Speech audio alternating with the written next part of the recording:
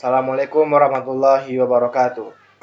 Perkenalkan, saya Muhammad Kevin dari jurusan Ilmu Administrasi Negara, Fakultas Ilmu Sosial Universitas Negeri Padang. Nah, di sini saya menampilkan PPT saya dari tugas pengembangan organisasi. Tentang tugas saya itu jenis-jenis intervensi teknikal dalam pengembangan tim kerja sistem sosio-teknikal peningkatan mutu kekaryaan. Pertama, kita mulai introduction-nya, background. Terdapat beberapa jenis intervensi dan kita dapat menggolongkannya dalam 4 jenis. Pertama, human process intervention. Kedua, structural intervention. Yang ketiga, human resource management intervention. Yang keempat, strategic intervention. Lanjut, pengembangan tim kerja. Yang pertama, baik di dalam kelas ataupun tempat kerja butuh tim untuk membuat bersatu.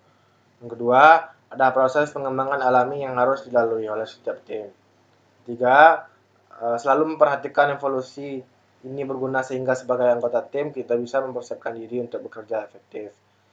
Keempat, maka perlunya pengembangan tim kerja dalam suatu kelompok. Terakhir, dengan adanya hal tersebut, maka akan mempermudah kita untuk melakukan suatu ekspansi terhadap tim kerja kita. Next, selanjutnya tahap pertama, forming atau pembentukan. Yang pertama, tahap ini mengenal satu sama lain dan untuk membentuk komitmen individu pada tugas yang akan dikerjakan. Yang B, situasi intinya adalah situasi yang tidak aman dan selalu berhati-hati dengan menunjukkan sikap aktif dan pasif. Yang C, penghargaan terhadap peran ini yang dilakukan oleh anggota lain dalam kelompok tersebut dikenali dari kehadiran seseorang dan penerimaan terhadapnya dalam satu kelompok itu.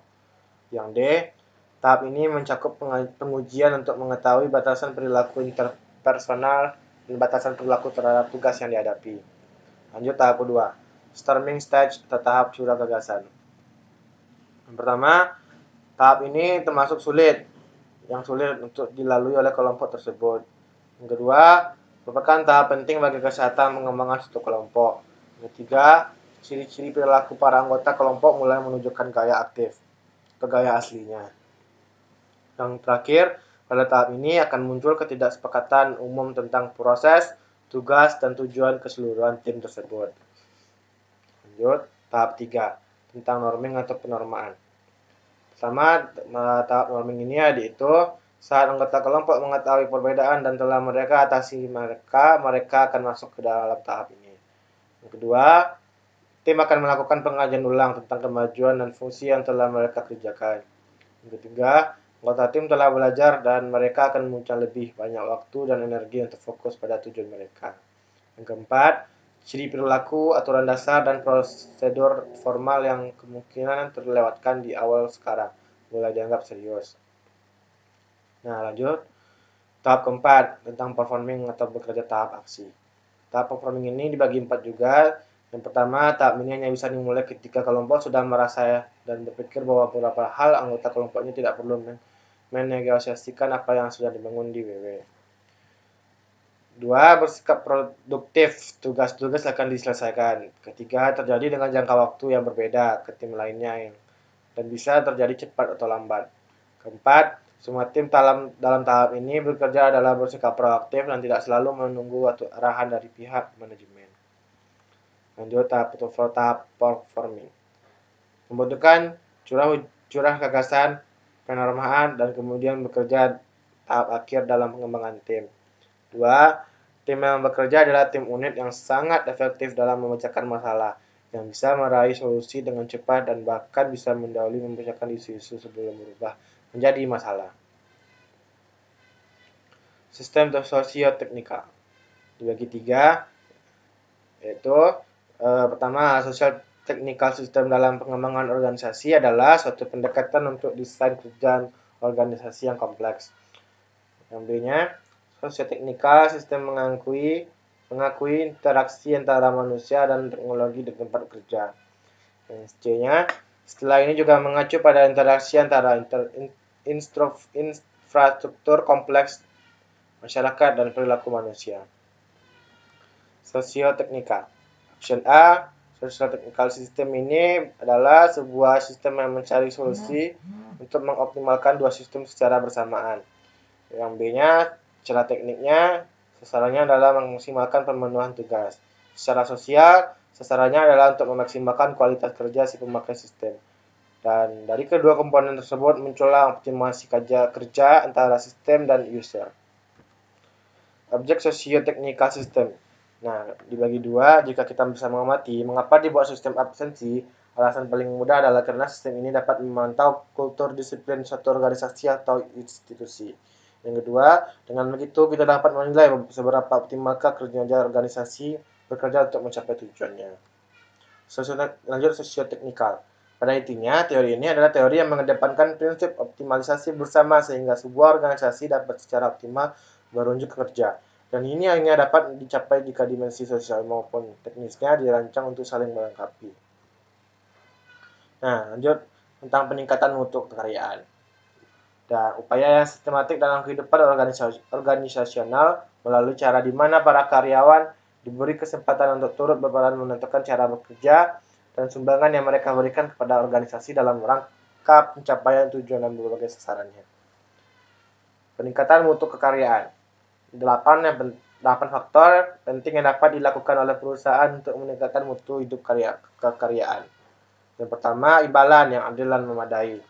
Di sini maksudnya dengan imbalan adil dan memadai adalah bahwa imbalan yang diberikan oleh organisasi kepada karyawannya harus memungkinkan penerimanya, untuk memuaskan berbagai kebutuhannya sesuai dengan standar hidup karyawan dan sesuai pula dengan standar pengupahan dan pengkajian yang berlaku di pasaran kerja.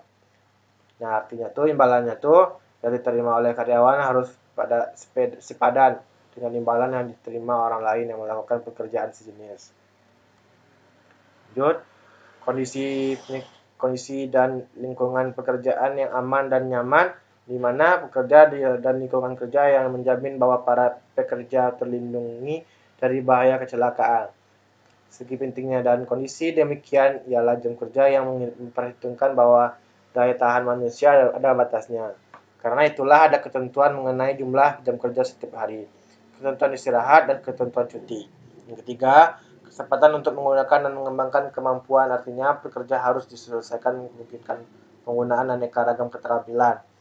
Misalnya terdapat otonomi, pengendalian atau pengawasan yang tidak ketat, karena manajemen memandang bahwa bawahannya terdiri dari orang-orang yang sudah matang, tersedia informasi yang relevan, dan kesempatan menetapkan rencana kerja sendiri, termasuk jadwal mutu dan pecahan masalah. Keempat, kesempatan untuk berkembang dan keamanan berkarya di masa depan. Quality of work life mengandung pengertian bahwa kekaryaan seseorang terdapat kemungkinan berkembang dalam kemampuan kerja yang tersedia, kesempatan menggunakan keterampilan dan pengetahuan baru yang dimiliki. Di samping itu, dengan menyadari bahwa perubahan pasti terjadi di masa depan, ada jaminan bahwa pekerjaan dan penghasilan seseorang tidak akan hilang.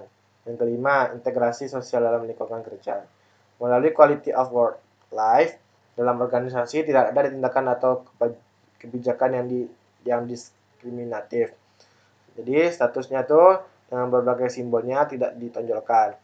Hierarki jabatannya, kekuasaan memang tidak digunakan sebagai dasar untuk berperilaku, terutama yang sifatnya manipulatif. Keenam, ketaatan pada berbagai ketentuan formal dan normatif. Menurut Quality of Work Life, menjamin bahwa dalam organisasi tidak ada pihak yang campur tangan dalam urusan pribadi seseorang. Oke, lanjut. 7. Keseimbangan antara kehidupan kekaryaan dan kehidupan pribadi. Dengan bekerja pada suatu organisasi, maka seseorang akan menyerahkan tenaga dan waktunya kepada penggunanya.